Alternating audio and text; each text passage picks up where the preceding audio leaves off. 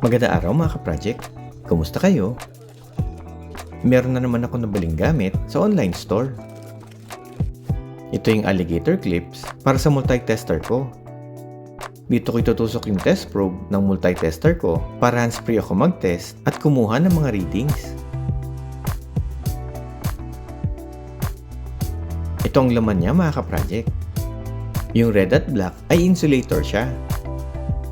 At ang laman niya sa loob ay alligator clip sa harap, tapos probe socket siya sa likod. Dito tinutusok yung tester probe para pwede natin maklip yung terminals na tinitest natin.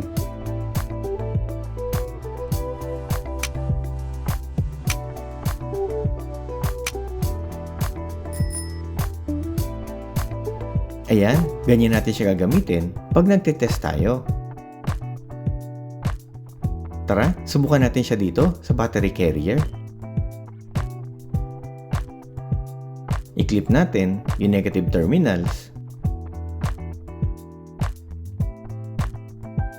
Tapos, i-clip din natin dito sa positive terminals.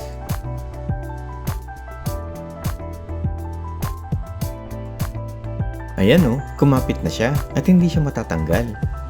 Kaya hands-free na ako pag merong alligator clips na ganito. At pwede pa akong gumawa ng iba habang nakaklip siya. Ayan yung reading ng tester mga project.